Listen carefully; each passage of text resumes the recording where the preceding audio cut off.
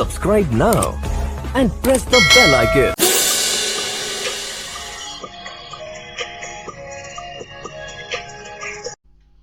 Good morning India, welcome to the Z exam. आज है 6 मई, बुलेट करंट अफेयर्स, इंडियाज का नंबर 1 चैनल जेड एग्जाम। यहाँ पे आपको UPP, TET, bank, railway, UPSI, SSC, समूह क ख ग ऑल कॉम्पिटिटिव एग्जाम के बुलेट करंट अफेयर्स प्रोवाइड किए जाते हैं। स्पेशल में मैथ और रीजनिंग के भी क्लास अनुभवी टीचर द्वारा चैप्टर बाय चैप्टर प्रोवाइड किए जाते हैं। गवर्नमेंट भारत सरकार की कोई सा भी योजनाएं, कोई वैकेंसी, कोई भी सूचना मेरे टेलीग्राम चैनल पे भी आपको दे दी जाती हैं।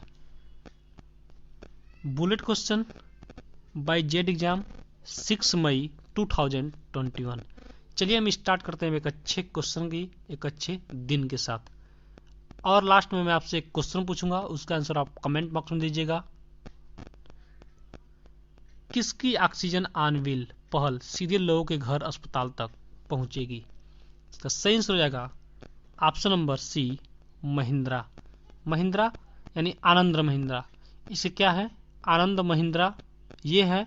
इसके 70 बोलेरो, क्या होंगे, 70 बोलेरो और पिकअप मिलकर लोगों के घरों तक, अस्पतालों तक ऑक्सीजन या मेडिकल से संबंधित कोई भी जरूरी चीजें को पहुंचाने का काम करेंगे। तो ये किसने लॉन्च किया है? आनंद महिंद्रा ने 70 बोलेरो और पिकअप मिलाकर लॉन्च किया है। ये घरों तक जाएंगे और मेडिकल से संबंधित ऑक्सीजन या कोई भी किट या कोई भी दवा को प्रोवाइड करेंगे। आनंद महिंद्रा के सीईओ कौन जाएंगे? पवन कुमार मोयनाका। पवन कुमार मोयनाका। स्थापना कब हुआ था? 2 अक्टूबर 1945 लुधियाना में। 2 अक्टूबर 1945 लुधियाना में। चलिए नेक्स्ट क्वेश्चन पढ़ते हैं। हाल ही में पूर्व अटॉर्नी जनरल का निधन हुआ है, वो कौन है? इसका सही आंसर हो जाएगा ऑप्शन नंबर सी, सोली सोरबजर। ये क्या है? पूर्व अटॉर्नी जनरल है, इनका हाल ही में निधन हो गया है। चलिए नेक्स्ट क्वेश्चन पढ़ते हैं। भारतीय नौसेना ने ऑपरेशन समुद्र सेतु कौन सा सीजन लॉन्च किया है?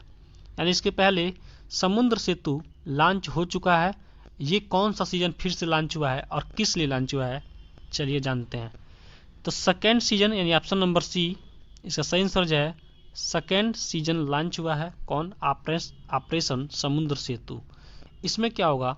7 भारतीय सैनिक जहाज विभिन्न देशों के यात्रा पे जाएंगे। उसमें वहां से कोविड महामारी को देखते हुए जितने भी ऑक्सीजन या मेडिकल किट या कुछ भी जरूरी चीजों को ले आएंगे और भारत में लाकर देंगे। नौसेना स्टाफ के प्रमुख कौन है? एडमिरल करमवीर सिंह। एडमिरल करमवीर सिंह। स्थापना कब हुआ था? 26 जनवरी 1950। 26 जनवरी 1950।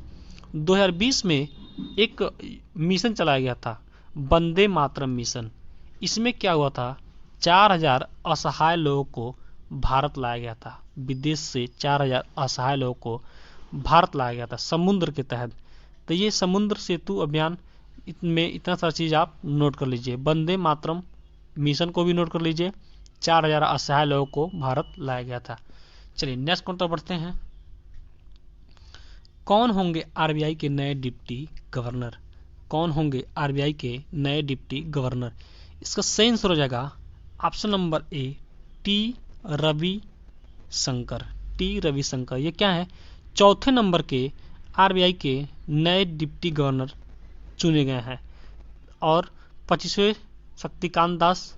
25वें नंबर के गवर्नर कौन है? शक्तिकांत दास। स्थापना कब हुआ था आरबीआई का? 1935 में। 1935 में।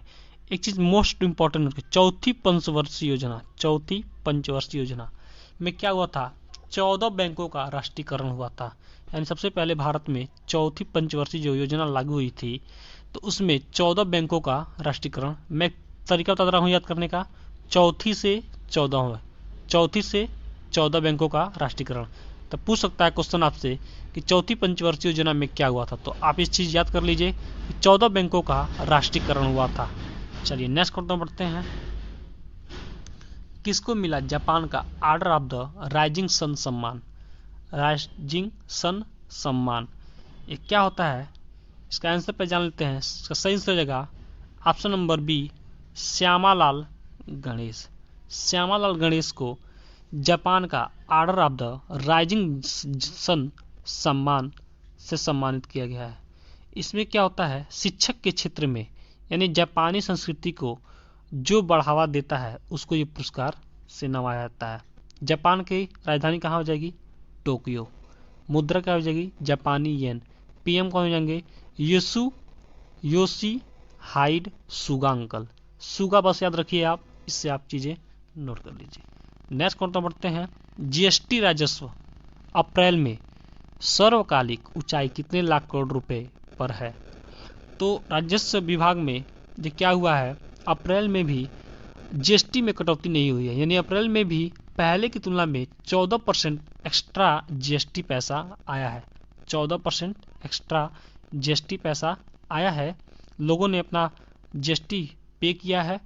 तो जीएसटी राजस्व अप्रैल में सर्वकालिक ऊंचाई कितने लाख रुपए करोड़ों पर। तो इसका सही आंसर होगा ऑप्शन नंबर 1.41 करोड़ रुपया अप्रैल में आया है। मार्च में कितना आया था, नोट कर लीजिए, मार्च में आया था 1.24 लाख करोड़ रुपया और फरवरी में कितना आया था 113 लाख करोड़ रुपए। इतना सारा चीज आप नोट कर लीजिए। नेक्स्ट क्वेश्चन पढ़ते हैं।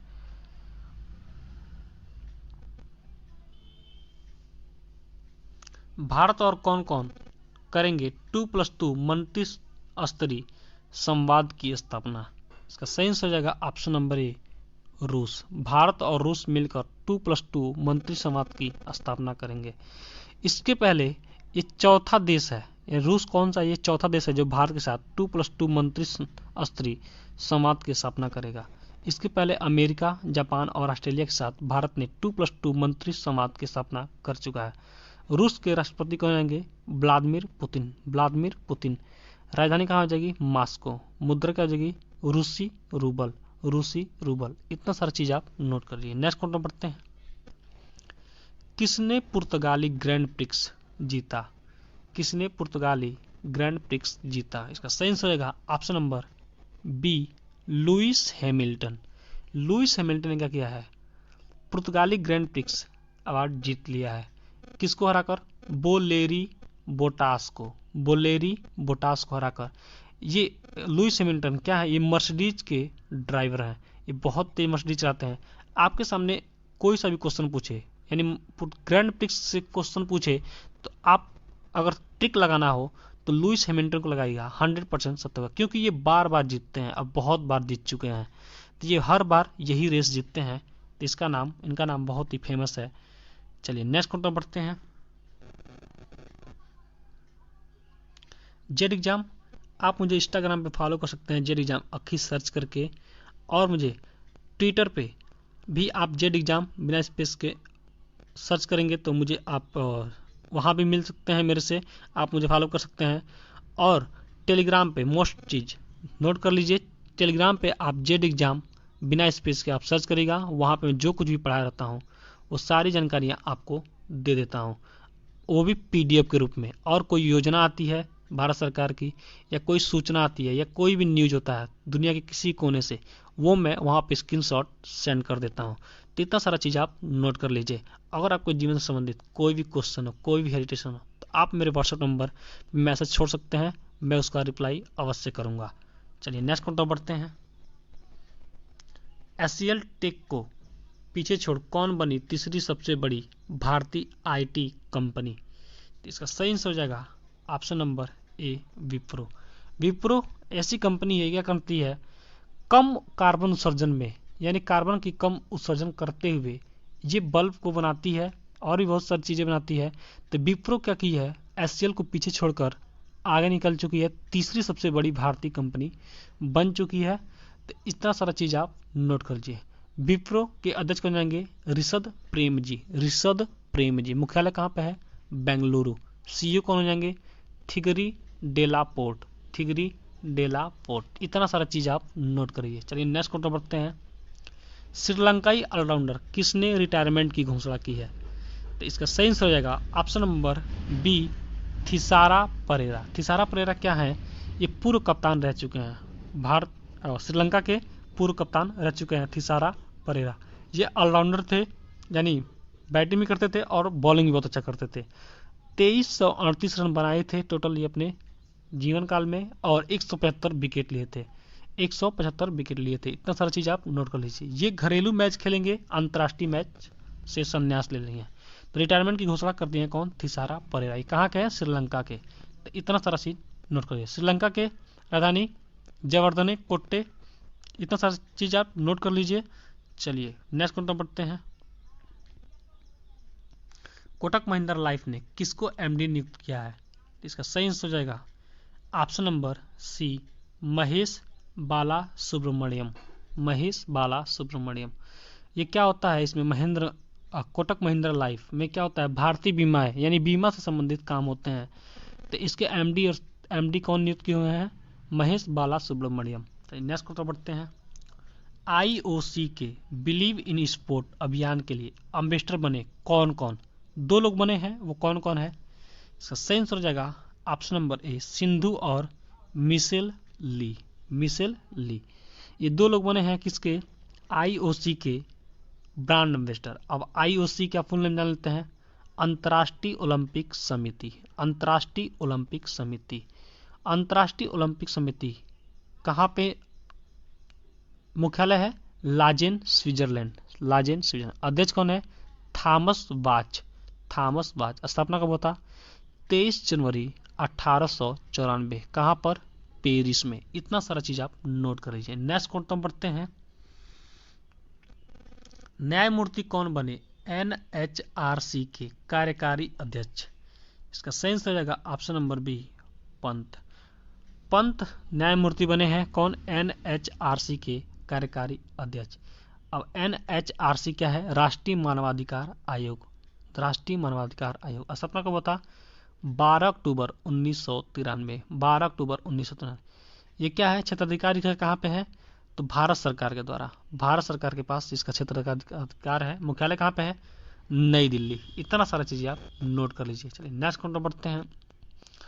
असम की पहली महिला आईएएस अधिकारी किसका निधन हुआ है? इसका सही आंसर हो जाएगा ऑप्शन नंबर सी, पारुल देवी दास। पारुल देवी दास का हाल ही में निधन हो गया। ये कहाँ क्या है? असम की पहली महिला आईएएस अधिकारी है। चलिए, Z exam by Akhilesh sir, doses for you. आपके सामने 4 ऑप्शन है। ये क्वेश्चन है कौन होंगे आरबीआई के नए डिप्टी गवर्नर? 4 ऑप्शन है। 4 ऑप्शन में से एक आंसर का सही आंसर का चुनाव आप कमेंट बॉक्स में करिए। इसका आंसर आप कमेंट बॉक्स में दीजिए। और हमारा चैनल आपको लाभदायक लगा हो, है अच्छा लगा हो, हेल्पफुल लगा हो, तो इसको सब्सक्राइब करिए, अपने दोस्तों के पास शेयर करिए। और आपके जीवन से संबंधित कोई भी क्वेश्चन हो तो मेरे व्हाट्सएप नंबर पर छोड़िए। एक चीज़ और, अप्रैल में जितने दिवस मैं बताया हूँ उन सबको लाइन बाय लाइन आप लिख जाइए। कमेंट बॉक्स में लाइन बाय लाइन लिख जाइए। इससे ये होगा आपको वो चीज़ें हमेशा के लिए रटा जाएंगी, कभी भूलेंगे नहीं। तो बार बार लिखने से ये चीज़ें तैयार हो जाती हैं। तो आप ये चीज़ को लिख लीजिए। Thanks for watching. आपका दिन शुभ हो।